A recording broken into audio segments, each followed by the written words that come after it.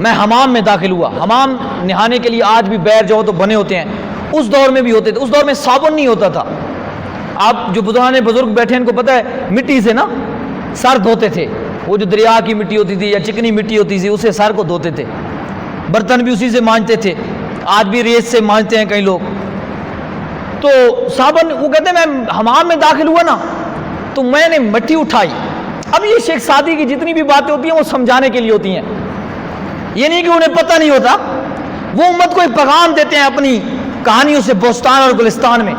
یعنی وہ لکھتے کہانی کے سٹائل میں. ہر عالم کا سمجھانے کا اپنا ایک انداز ہوتا ہے. انہوں نے یہ انداز اختیار کیا کیونکہ لوگ کہانی میں زیادہ دلچسپی رکھتے ہیں. قصہ سنانا شروع کرے تو لوگ توجہ ہو جاتے ہیں. یہ ایک ان کا انداز تھا. کہتے ہیں میں نے حمام میں داخل ہوا, میں نے مٹی اٹھائی, سر پہ ماری تو اس میں خوشبو آنے لگی. میں نے مٹی سے سوال کیا, مٹی تو ہے تو مٹی, تیرے اندر سے خوشبو کہاں سے آ گئی؟ مٹیوں میں خوشبو ہوتی ہے, مٹیوں میں بھی کوئی خوشبو ہوتی ہے, تو تیرے اندر یہ خوشبو کیسے آ گئی؟ تو وہ کہتے ہیں زبان حال سے مٹی نے مجھے جواب دیا, شیخ سعدی میں مٹی ہوں, مٹیوں سے خوشبو نہیں آتی, لیکن چند دن میں پھول جو تھا نا گلاب کا اس کے ساتھ رہی ہوں, اس لیے مجھ میں بھی خوشبو آنے لگ گئی ہے. فرمایا میں ہوں تو مٹی, میری حیثیت مٹی کی ہے. میں اگر پھول کے ساتھ نہ رہتی تو میں سدا مٹی ہی رہتی, میرے اندر سے کبھی خوشبو نہیں آنی تھی. لیکن چند روز مجھے مٹی کو مجھے قربت نصیب ہوئی ہے پھول کے ساتھ.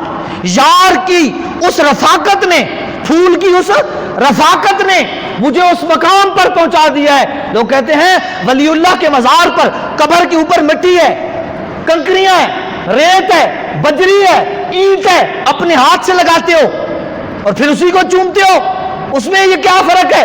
انہیں بتاؤ, وہ ہے تو کنکریاں, ہے تو وہ ریت, ہے تو وہ سیمنٹ, ہے تو وہ بجری, ہے تو وہ مسالہ, لیکن جب وہ اللہ کے ولی کی اور محبوب بندے کی قربت اختیار کرتی ہے تو اس میں وہ خوشبو آ جاتی ہے جو اللہ کے ولی کی قربت رہنے والوں میں آتی ہے.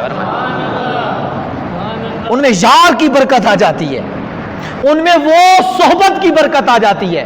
اور صحبت سالے ترا سالے کنن, صحبت تالے ترا تالے کنن, جس کو اگر میں پنجابی کے شعر کی زبانی کہوں جو میں اکثر سناتا ہوں, چنگے بندے دی صحبت یارو جیویں دکان اتارا, سودا پاویں مل نہ لئیے ہلے پہن ہزارا. عطر کی دکان میں داخل ہو جاؤ نا, سودا نہ بھی لو, تھوڑا سا ٹھہر کے باہر نکلو نا تو آپ سے پھر بھی, اس کا کئی بار مجھے تجربہ ہوا ہے. اگر لگاؤ نہیں بھی صحیح نا, لوگ کہتے ہیں یار کون سی عطر لگائی ہے, عطر والی دکان سے باہر نکلو. تو چنگے بندے دی صحبت یارو جیویں دکان اتارا, سودا پاویں مل نہ لئیے ہلے پہ نظارہ. تو بات یہ ہے کہ یہ جو قربت ہوتی ہے نا, یہ جو صحبت ہوتی ہے, یہ بھی انسان کو کیا کر دیتی ہے؟ بلند کر دیتی ہے.